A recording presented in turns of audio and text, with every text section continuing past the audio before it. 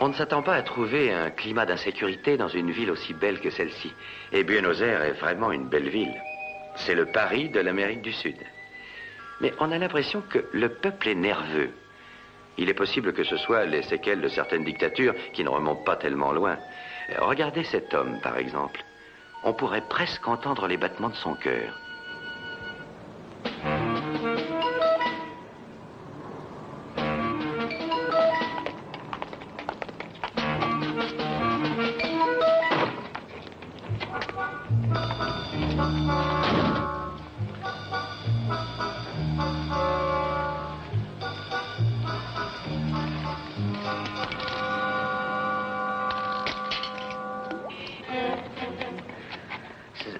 Señor, por favor, cambio.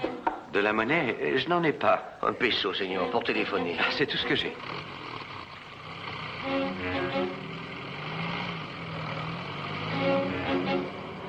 Ay, madre.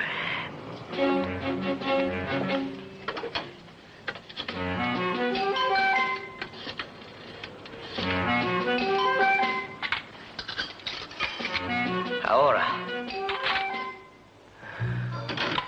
La plus brève conversation téléphonique que j'ai entendue. Un mot. Ahora, maintenant. Je vous dois un peso, señor. Oh, ça ne fait rien, je n'ai pas de Oh monnaie. non, señor, une dette est une dette. Où est-ce que je peux vous joindre, s'il vous plaît, señor? Cordoba Palace. Et je devrais demander qui? Mais je vous en prie. Non, non, non, non, non, señor. J'insiste. Si vous y tenez, je m'appelle Templar. Simon Templar.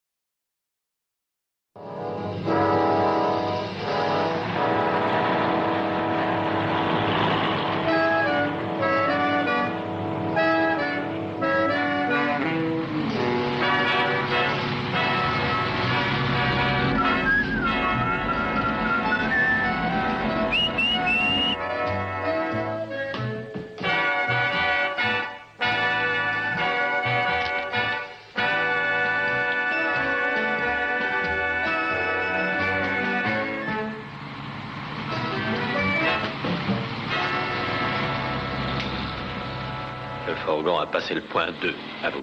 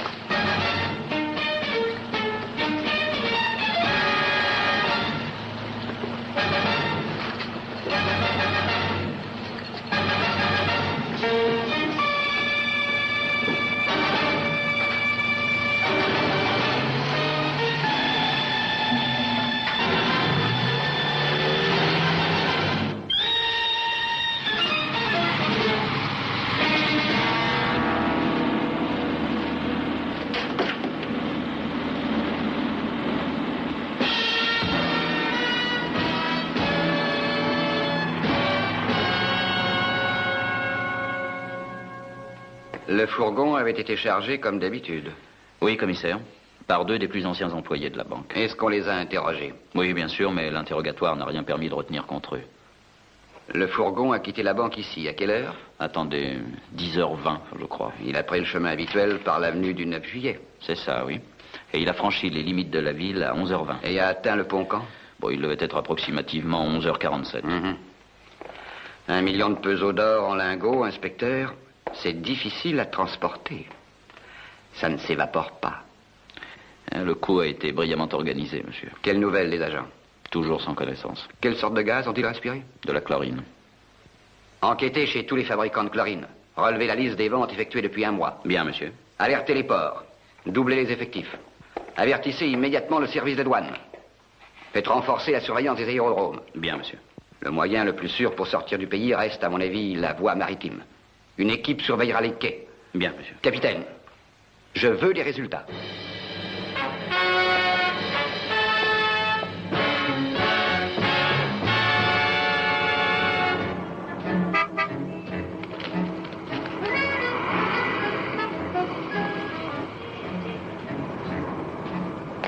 Buenas tardes, señora. J'ai réussi, ça y est. Réussi quoi, señora? J'ai fait le chemin des quais à l'hôtel sans me tromper. Ah, vous êtes la señora Carrington, hein, qui fait le tour du monde en voiture. Original. Si vous voulez entrer, señora. Allons-y. Chico. Déposez-les ici. Très bien, Señora.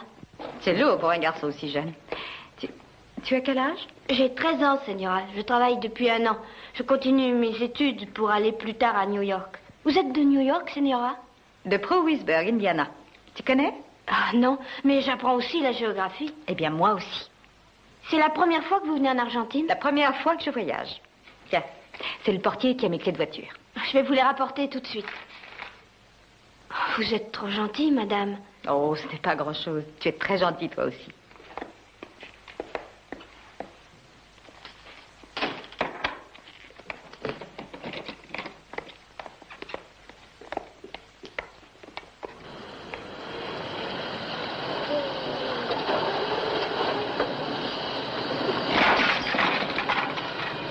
Mamma mia.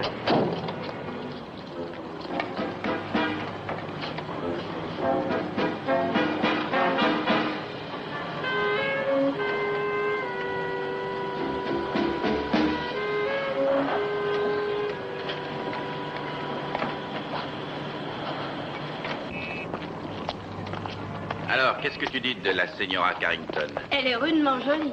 Sa voiture aussi. Bonjour. Bonjour, seigneur.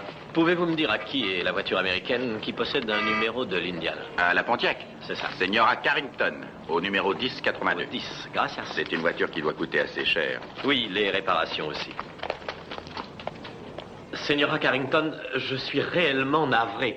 En voulant me ranger à une place libre, j'ai brusquement lâché le volant et j'ai accroché votre voiture. J'en prends toute la responsabilité. C'est très ennuyeux, monsieur. Venino, Ramon Venino. Le pare-choc est bosselé et le phare gauche légèrement enfoncé, mais c'est réparable. Je l'espère. Señora, veuillez me pardonner. Je vous en prie, monsieur. J'ai acheté cette voiture le mois dernier. Je l'ai amenée avec moi de New York pour pouvoir visiter l'Argentine. Et avant d'avoir défait mes valises, plus de voiture. Si vous voulez me confier vos clés, je vais la conduire dans un garage que je connais et je vais vous la ramener dans quelques heures. Si vite? Oui, Señora. Alors le moteur marche encore? Bien sûr, Señora. Il n'y a rien de sérieux. Dans ce cas, je préfère l'y amener moi-même. Comme vous voudrez. Je vous le proposais pour me racheter. Oh, ça peut arriver à tout le monde. Où est exactement ce garage? J'insiste pour vous y accompagner.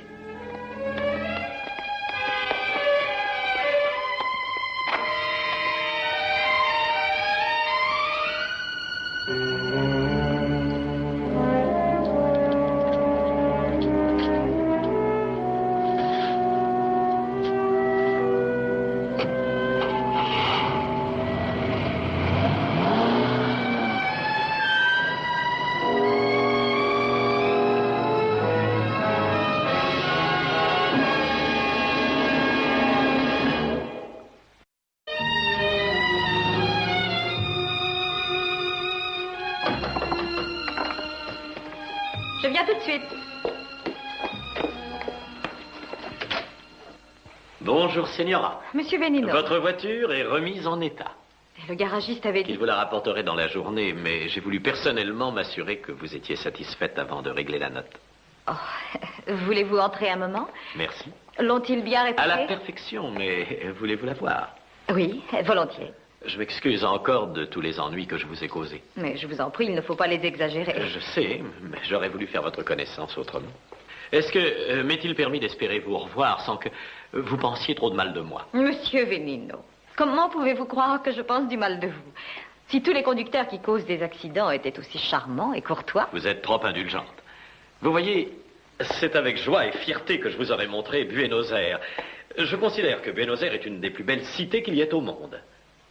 Mais je me suis montré si maladroit que nous ne pouvons pas être amis. Voilà une idée. Pourquoi ne serions-nous pas amis? Et puis d'ailleurs, j'ai besoin d'un guide. C'est merveilleux. Nous commençons par quoi? Je m'en remets à vous.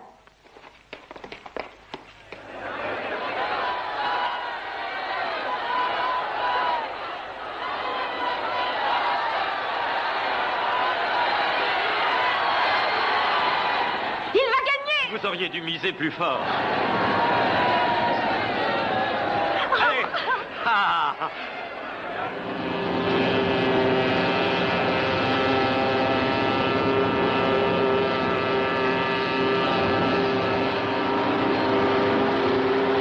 C'est la première course de bateau que je vois. Quelquefois, au moment des grandes régates de juillet, il y a jusqu'à 100 bateaux d'engagés. Vraiment?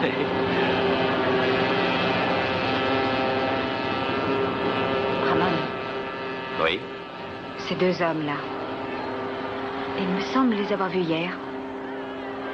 C'est vrai, oui. Est-ce qu'ils nous suivent? Pas nous, moi seulement. Pourquoi? Hein? Qu'est-ce que vous dites? Pourquoi est-ce qu'ils vous suivent? Je vous en prie, ne me posez pas de questions. Veuillez me pardonner, c'est une affaire strictement personnelle. Je m'excuse.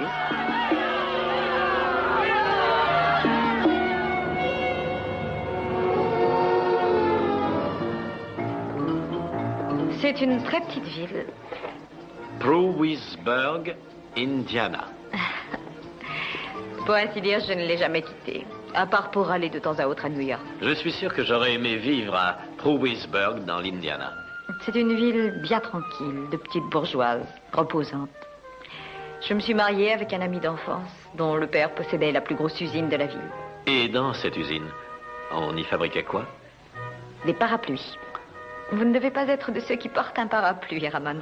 Mais si vous en portiez un, je vous fais le pari que ce serait un Carrington. J'irai en acheter un dès demain. Ce sont de bons parapluies. De même que mon mari était un bon mari.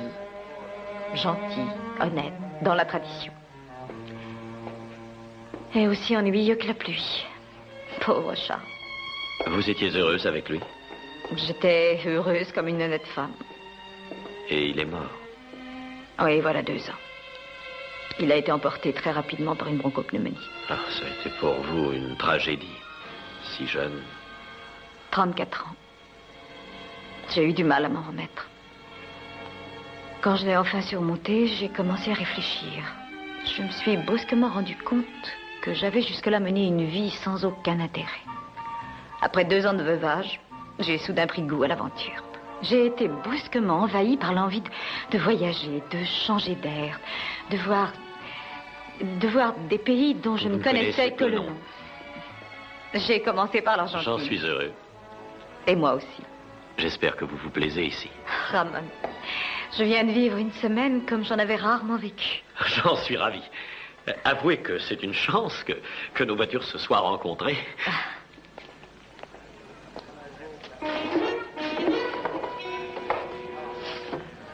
Ce sont encore les mêmes? Oui. Je vous ramène à votre hôtel. Que se passe-t-il? Pourquoi vous suivent-ils? Partons, voulez-vous? Ne perdons pas de temps.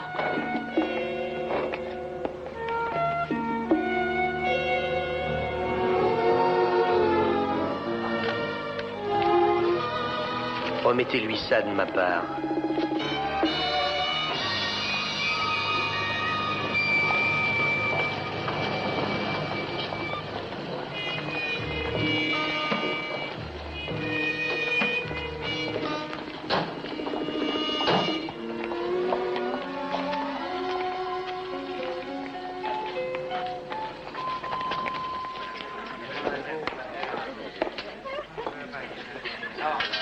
Voilà ça. Alors, Seigneur, on y ajoute un peu de ceci. Et à peine un trait de cela. On met une cerise et une olive. On mélange le tout.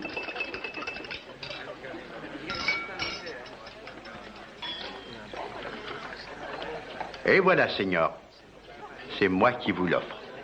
Merci. Oh, mais c'est l'enfer. Gracias, Seigneur. C'est moi qui l'ai mis au point. Et quel est son indice d'octane? Pardon, Seigneur. Je vous demande Monsieur quel... Simon Templar.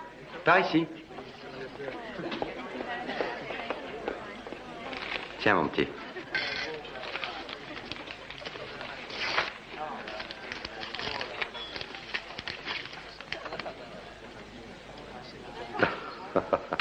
Merci, monsieur. Jamais je n'avais placé d'argent à si court terme. À peine ai-je prêté ce peso que me voilà remboursé. C'est étonnant, vos compatriotes sont-ils tous aussi honnêtes? La plupart mettent un point d'honneur à se montrer très scrupuleux. Mais quand ils se laissent aller, de vrais bandits, comme ceux qui ont attaqué le fourgon. Je l'ai lu dans le journal, ils se sont servis de gaz, je crois. Qu'ils ont dérobé dans un hôpital. Les convoyeurs du fourgon sont tombés sans connaissance. C'est efficace. Eh bien, Manuel, je vais le déguster en soupant. Excellente idée. Vous verrez comme ça se marie bien avec le goût du poulpe frit. Je n'y avais pas pensé.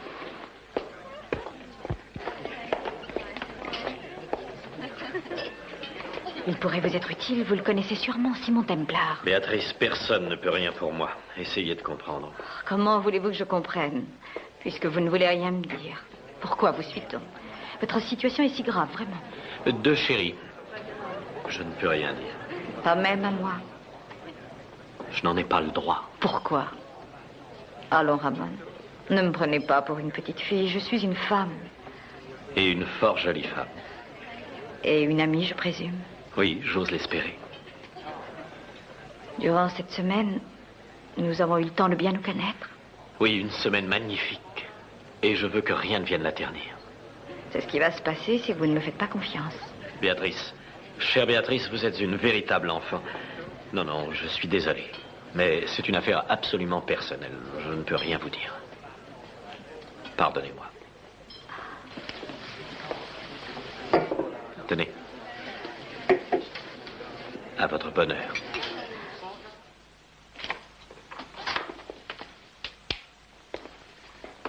Buenos noches, querida. Entrez un moment. Voulez-vous?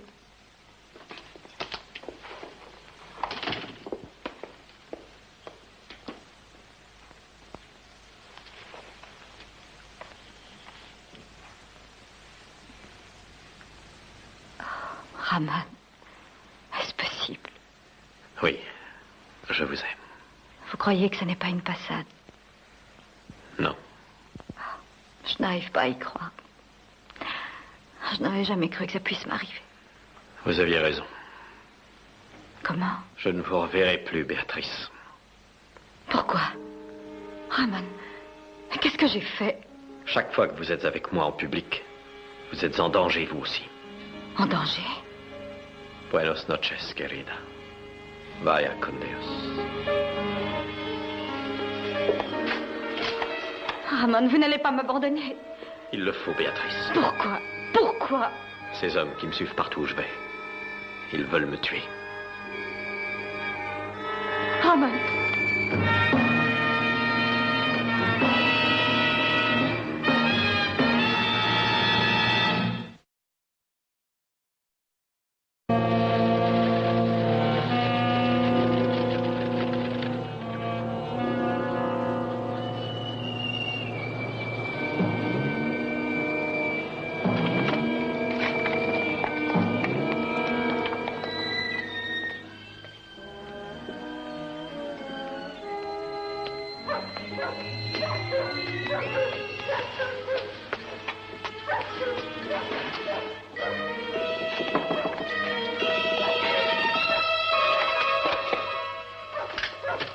Il fallait que je vous voie.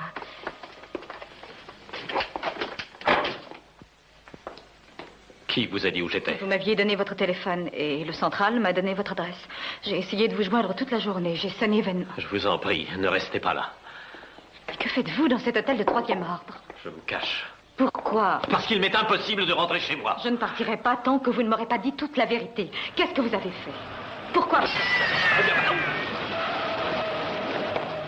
Béatrice. Oh, Ramon, vous êtes blessé.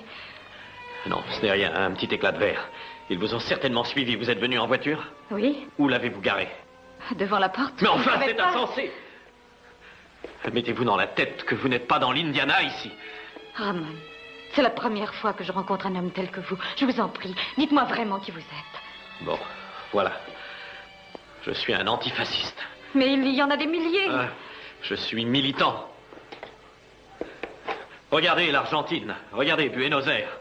Vous vous dites, voilà un pays qui est sorti de l'ombre, mais c'est faux. Aujourd'hui, une fois de plus, critiquer le pouvoir, c'est de la sédition. Depuis des mois, une par une, nos libertés les plus chères nous sont enlevées.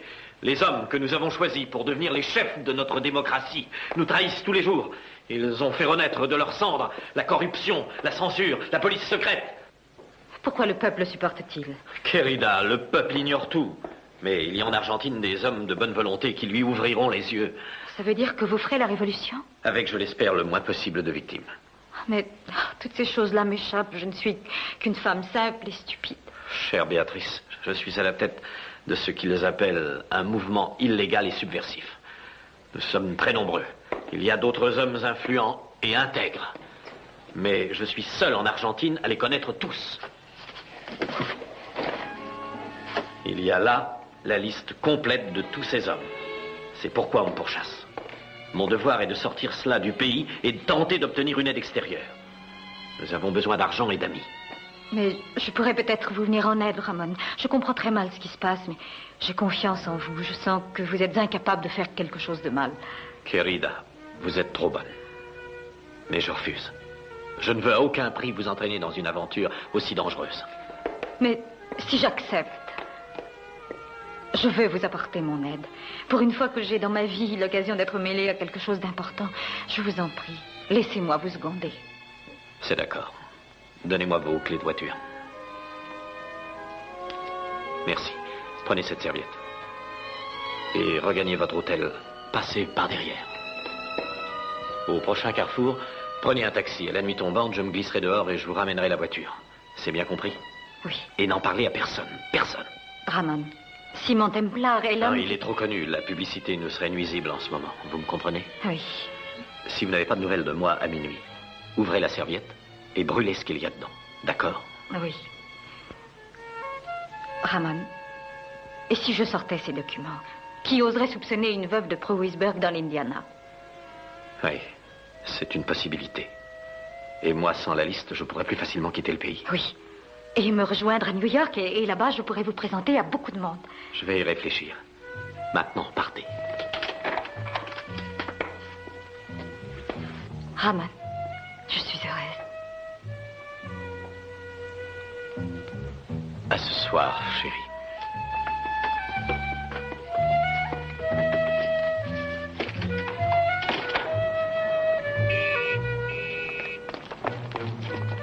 Madame Carrington, j'espère que vous vous plaisez chez nous.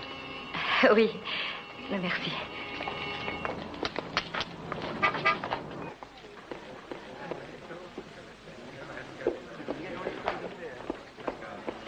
Oh, buenos dias, señora. Vous prenez quelque chose? Un sherry, peut-être? Non, un double whisky avec un cube de glace.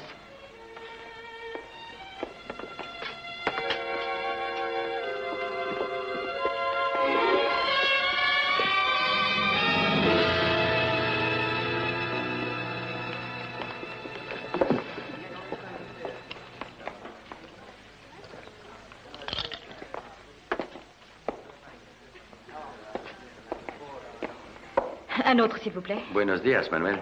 Buenos dias, monsieur Templar. Qu'est-ce que vous prendrez? Ce sera un Manhattan. Surtout pas un de ces mélanges de votre invention. Hein. Bonjour. Monsieur Templar, je suis Béatrice Carrington. Ravi de faire votre connaissance. Je suis dans une situation grave et je voudrais vous parler le plus tôt possible. Mais je vous écoute. Pas ici. Où alors? Chez moi, au 1082. Je vous en prie, monsieur, c'est terriblement urgent. Où est Madame Carrington? Elle vient de monter chez elle. Voilà toute l'histoire. Il m'en voudrait s'il savait que je vous ai tout dit. Je me sentais très brave quand j'étais près de lui, mais en revenant ici, quand j'ai aperçu ces deux individus, j'ai perdu mon sang-froid. Je me suis soudain rendu compte que je transportais l'avenir d'un pays tout entier dans cette serviette. Moi. Mais pourquoi vous a-t-il, comme on dit, mis dans le coup? Il ne voulait pas. Mais quand je suis allée le voir ce matin, il a été en quelque sorte forcé. Madame Carrington, qu'est-ce que vous recherchez là-dedans? L'aventure? Y aurait-il du mal à ça? Non, c'est ce que je recherche moi-même. À ceci près que j'ai plus d'expérience que vous. Voulez-vous m'aider ou non? Quel est le nom de la rue? C'est Caillé Madaga? Numéro 53, près du marché. Et qu'attendez-vous de moi exactement? De garder cette serviette à ma place, de la mettre à l'abri. Elle est fermée? Vous avez la clé? Non. Et connaissez-vous leur projet exact? Je veux dire, vont-ils se livrer à une révolution de grand style ou se contenter de quelques exécutions? Monsieur Templar, Ramon et ses compagnons sont d'honnêtes gens. Leur principal souci est d'éviter de répandre le sang. Je crois qu'ils espèrent obtenir l'aide de l'étranger afin de mettre l'opinion de leur côté avant de lancer le mot d'ordre. Quand allez-vous le revoir? Ce soir. Et s'il ne s'est pas montré à minuit, j'ai pour consigne de l'ouvrir et d'en brûler le contenu. Madame Carrington, vous avez une grande confiance en cet homme. Monsieur Templar, je ne suis pas de celle qui se jette au cou du premier venu, si c'est ce que vous semblez croire. J'ai voulu dire que vous devez avoir des raisons valables de lui faire entièrement confiance. Oui, c'est juste. Ce qui m'a surtout séduit en lui, c'est son courage et les buts qu'il poursuit. En résumé, vous voulez que je garde cette serviette jusqu'à ce que votre Ramon réapparaisse, n'est-ce pas? C'est cela, oui. Une telle responsabilité me terrifie. Si quelque chose arrivait à cette serviette... Soyez tranquille, Madame Carrington, je m'en charge. Merci. Ah, Monsieur Templar. Monsieur Calvete, et puis je vous offre quelque chose? Volontiers. Que prendrez-vous? Eh bien, ce sera un martini. Manuel, 2 martinis, je vous prie. Monsieur Templar, j'espère que vous êtes satisfait du Cordoba Palace. Plus que satisfait, le personnel est très aimable. Je vous remercie. Et je vous avoue que Buenos Aires m'a fait une impression excellente. La situation est-elle bonne? Je dois dire qu'il va falloir patienter jusqu'à ce que les crédits étrangers produisent leur effet.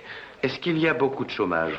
Pour ainsi dire, plus. Nos ressources en blé et en bétail sont grandes. On peut même dire que l'Argentine ne connaît pas la faim. D'après ce que j'ai lu dans le journal, l'opinion n'est pas contre le gouvernement. Non, l'opinion publique se rend bien compte que notre gouvernement fait face à une situation difficile. Notre pays se relève avec peine des ruines que le régime de la dictature avait accumulées, mais nous réussirons, vous verrez. C'est bien ce que je pensais. Salut. Salut. Oh, pendant que je vous tiens, pourrais-je vous demander de garder cette serviette dans votre coffre? Oh, mais bien sûr, voyons. Videz votre verre et si vous voulez m'accompagner, je vais l'y déposer moi-même. Merci.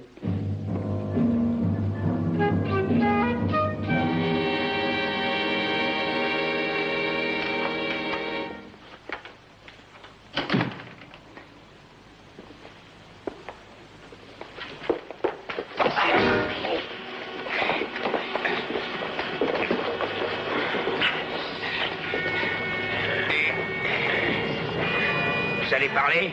Où est-elle? Si je savais ce que vous voulez dire. La serviette que la Sénora Carrington vous a remise. Rendez-la nous. Et tout de suite. Sinon, on vous laisse tomber sur le trottoir. Où avez-vous mis la serviette? Je l'ai mise dans le coffre. Leur suer est dans ma poche gauche.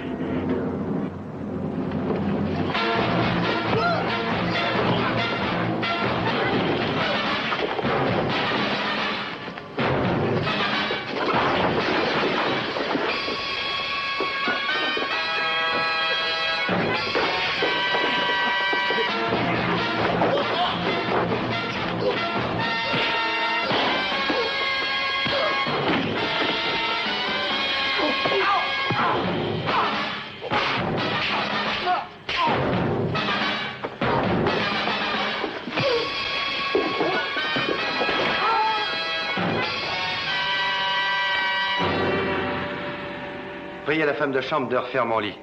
Et envoyez-moi le chasseur, je vous prie.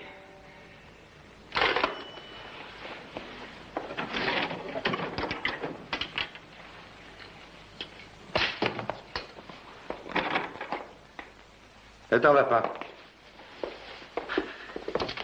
Demande à la lingère de recoudre cette veste. Et dis à la police de venir prendre livraison de 2 bandits. Vous allez me laisser tout seul avec eux? N'aie pas peur, ils ne vont pas se réveiller avant une bonne demi-heure. Hasta luego.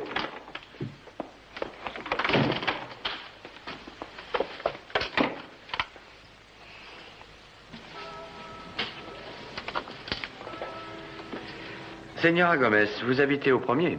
Ouais. Vous n'avez pas entendu tirer? Non. Où est Monsieur Venino? Qui? L'homme qui a loué cette chambre. C'est pas ce nom-là qui m'a donné. Ah, et peut-on savoir quel nom? J'ai oublié, monsieur. Les clients vont et viennent. Quand a-t-il loué la chambre? Il y a une semaine, peut-être bien une dizaine de jours, mais il l'a pas occupé tout de suite. Il est venu seulement qu'à partir d'hier. Mais il y a une chose qui m'a paru plutôt bizarre. Je n'ai pas très bien compris, mais il m'a demandé de faire installer un téléphone ici, dans la chambre. Mais quand il l'a occupé, que le téléphone a sonné, sonné, sonné, il l'a même pas décroché. C'est curieux.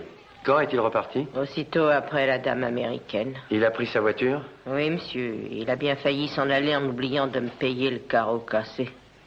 Et pour le loyer? Il a été payé d'avance? Oui, pour le mois, mais c'est pas lui, c'est un autre homme qui a payé. Un autre homme? Le propriétaire d'un garage qui est à côté de la rue Santa Morena. Il vend des autos d'occasion, il est très connu dans le quartier. Un garage rue Santa Morena. Merci.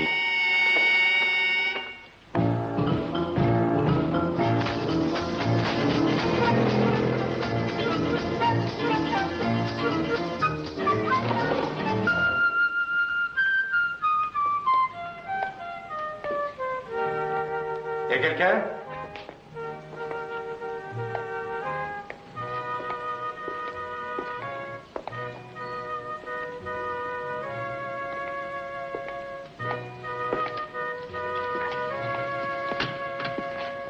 Bonjour, monsieur. Bonjour, monsieur. Qu'est-ce que vous voulez? J'étais venu chercher la voiture de Madame Carrington. Vous avez l'autorisation? Téléphonez au Cordoba Palace, elle vous le confirmera. Puisque c'est vous qui le dites, c'est probablement inutile. Les clés sont dessus. Prenez-la. Merci. C'est monsieur Venino qui l'a amené pour réparer une roue.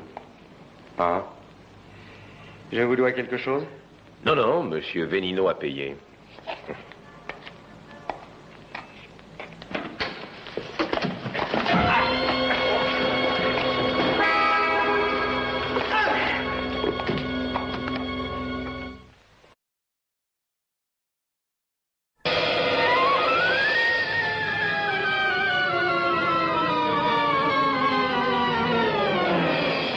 Monsieur le commissaire, voyez-vous... Merci, monsieur Calvetti. C'est tout pour l'instant. Emmenez-les. Très bien, monsieur le commissaire. Je serai dans mon bureau si vous avez besoin de moi. Viens ici, Chico. Je veux que tu fasses très attention à ce que je vais te dire. Oui, monsieur. Ce monsieur Templar, est-ce qu'il t'a dit où il allait? Non, commissaire. Je veux que tu fasses bien attention, Chico. Que tu me préviennes dès qu'il va revenir. Pour arrêter ces deux hommes, j'ai forcément besoin de son témoignage. Je lui dirai, monsieur le commissaire. Et pour être sûr qu'il viendra faire sa déposition, dis-lui que j'ai emmené son passeport, veux-tu? Entendu, monsieur. Attaque et tentative de vol à main armée sur un homme tel que Templar, ça doit cacher quelque chose. Barnabé, que s'est-il passé exactement? Je suis désolé, monsieur, mais je l'ai vu examiner la voiture. Ah. Et tu crois que... Bah, on ne sait jamais. Ranime-le. Allez, réveillez-vous. Allez, amenez-le ici. Que je l'interroge. Il tient pas debout. Allô? Accrochez-le.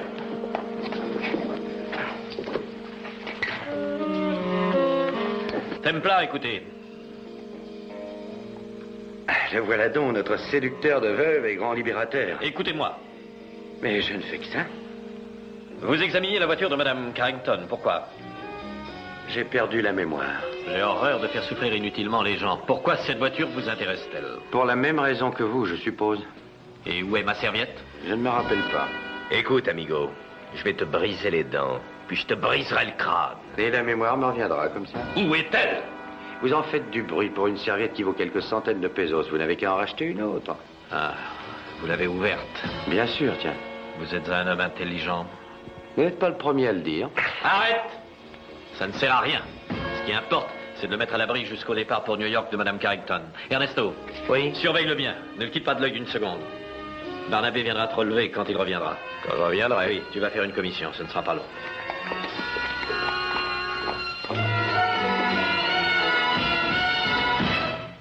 Oui, cela fait 1 heure que j'essaie d'avoir M. Templar. Voulez-vous l'appeler du standard? J'attends. Oui, qui est là? C'est moi, Ramon.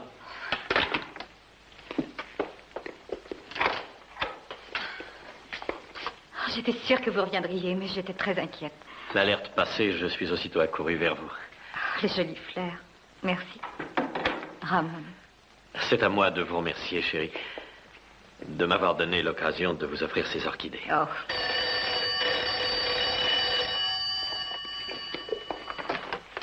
Allô? Pas encore? Merci. Laissez-lui un message. Qu'il rappelle Madame Carrington dès qu'il sera rentré. C'est cela. Aurais-je un rival? Non, Ramon, Oui. Ramon, j'ai peur d'avoir tout gâché. J'ai confié votre serviette à Simon Templar. Quoi? Prise de panique, en revenant à l'hôtel, des hommes m'attendaient devant la porte. Ils m'ont suivi au bar en me regardant avec un tel air que j'ai cru mourir de peur. J'ai soudain pris conscience que j'avais entre mes mains des vies humaines. Et je n'ai pu en supporter l'idée. Allons, chérie, du calme, calme. Je vous demande pardon. Que lui avez-vous dit? À peu près tout. Et je lui ai demandé de garder votre serviette jusqu'à votre retour et il semble... Quoi? Eh bien, je crains qu'il ait disparu. J'ai essayé de l'appeler au téléphone plusieurs fois. Je crains qu'un malheur soit arrivé. J'en ai peur, moi aussi. Qu'est-ce que nous allons faire? Je vais passer à l'action. Nous avons des indicateurs un peu partout. Si Templar se montre quelque part en ville, en moins d'1 heure, nous le saurons.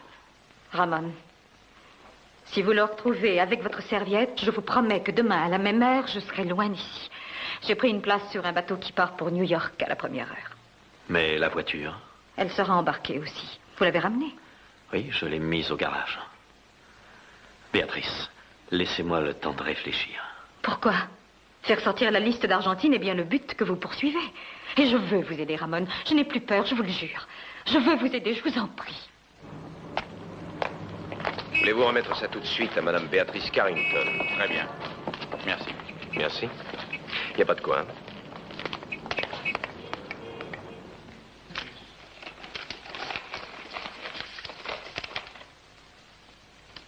C'est en espagnol. Templar est vivant. On parle de bagarre, de blessures assez légères, mais mes hommes sont sur sa piste, il y a bon espoir. Que le ciel soit loué. Je vous reverrai demain, avant votre départ. Vous me laissez partir? Oui. C'est notre seule chance, mais je vous promets que je ne vous exposerai plus jamais au danger. Ramon, tant que vous serez en danger, je le partagerai avec vous. Ce mouvement dont vous êtes le chef, je ne sais pourquoi, mais il a donné à ma vie un nouveau sens. Et je ferai mes preuves auprès de vous. Je n'aurai plus peur, je vous le jure. Querida, vous êtes admirable. Est-il bien utile de vous dire à quel point je vous aime? Vous m'aimez? Oui. Ramon. Et vous, Béatrice? Oh, ça ne se voit pas.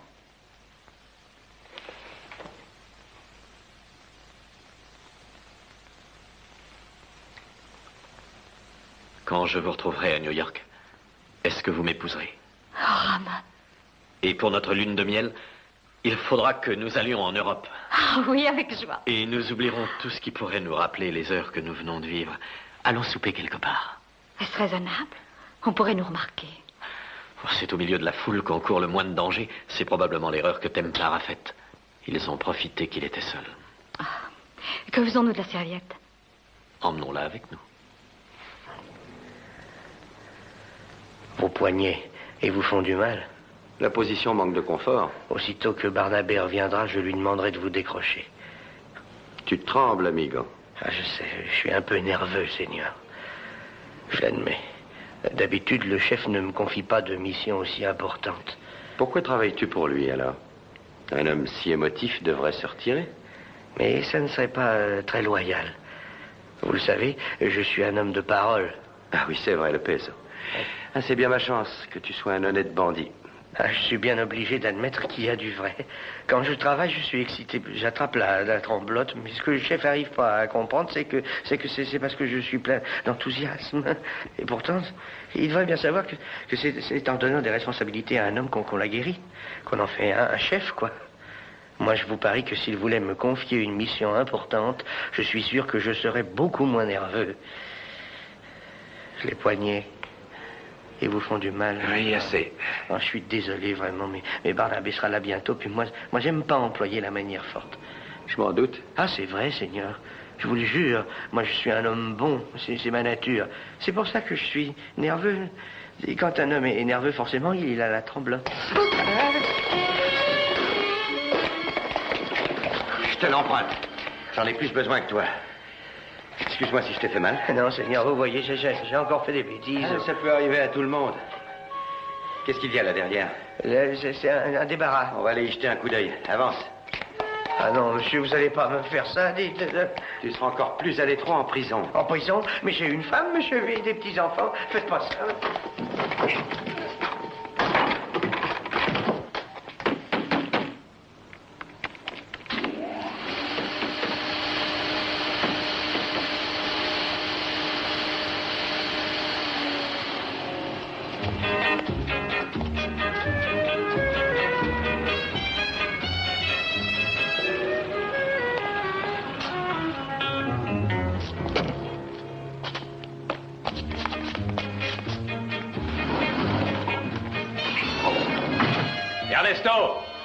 Ernesto! Tu prends l'air dans le débarras. Alors, on n'a plus envie de briser les dents et les crânes? Approche.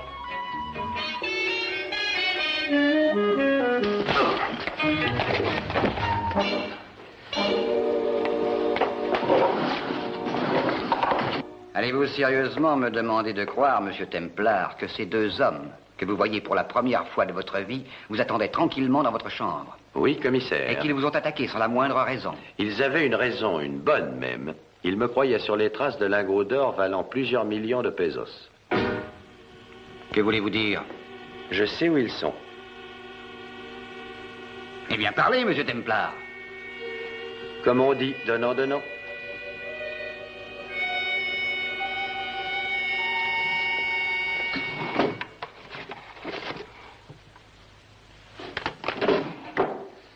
Merci. Commissaire, si vous vouliez faire sortir du pays quelques millions d'or en barre, quels moyens est-ce que vous emploieriez? C'est une situation qui ne s'est jamais présentée. Oui, je m'en doute bien. Tout ce qui brille n'est pas d'or, vous devriez connaître ce dicton. Monsieur Templar, veuillez préciser votre pensée. L'or sera embarqué à bord d'un bateau sous forme d'une pièce détachée de voiture. D'une pièce de voiture? D'un pare-choc avant, pour être précis. Un nommé Ramon Venino a simulé un accident avec une voiture appartenant à une Américaine, une nommée Beatrice Carrington. Venino s'est fait confier la voiture le temps de remplacer le pare-choc d'origine par un autre pare-choc en or fondu. Et vous êtes en mesure de prouver ça? Vous trouverez ce pare-choc endommagé dans un garage situé rue Santa Morena. Vous y trouverez aussi le cylindre de gaz qu'ils ont utilisé. Et où est ce Ramon Venino? Je suppose qu'il raccompagnera Madame Carrington à son hôtel. Où nous n'avons plus qu'à tendre le piège. C'est ça.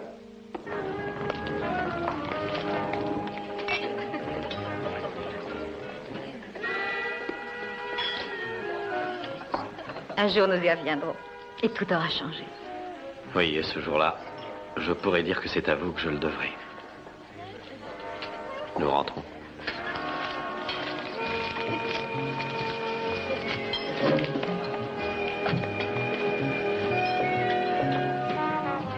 Paco, les voilà.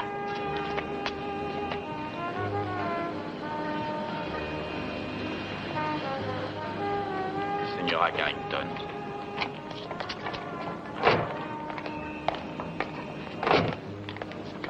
Gracias. Simon, sain et sauf. Bonjour, Béatrice. Monsieur Venino, vous avez l'air tout drôle. Mais que se passe-t-il? L'annuaire téléphonique de Buenos Aires. La liste la plus secrète des membres d'un mouvement révolutionnaire que j'ai jamais vu. Et alors? Il y a une marque invisible en regard du nom de chacun de nos membres. Oui, pas mal trouvé, Venino, mais ça ne prend pas. Béatrice, ça m'est très pénible, mais croyez-vous vraiment qu'un homme que ses amis ont porté à la tête d'un mouvement révolutionnaire puisse se confier à une femme après quelques rumbas et remettre le sort de tous ses compagnons entre ses mains simplement pour la sympathie qu'il a lue dans vos yeux? Vous m'avez menti. Il vous a menti de A jusqu'à Z. Il n'y a pas de révolution ni de mouvement, pas plus qu'il n'y a de masse anxieuse de secouer leur chaîne. Béatrice, n'écoutez pas ce que dit cet homme. Simon, vous vous trompez. Quand j'ai fait la connaissance de Ramon, il était poursuivi, attaqué. Bien sûr. par ses propres hommes. Ne vous aurait-il pas aussi proposé de faire un voyage du côté de l'Europe, tous les deux? Oui, oui, en effet. Et bien sûr, avec votre voiture. Oui, mais... Vous étiez bien près d'atteindre votre but, monsieur Venino, parce que c'est probablement la voiture la plus chère du monde. Vous auriez pu en tirer des milliers de dollars là où l'or se vend librement comme de simples actions.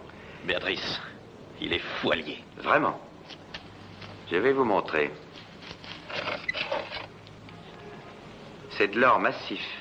Haut les mains, jetez ce couteau. Donnez-moi les clés.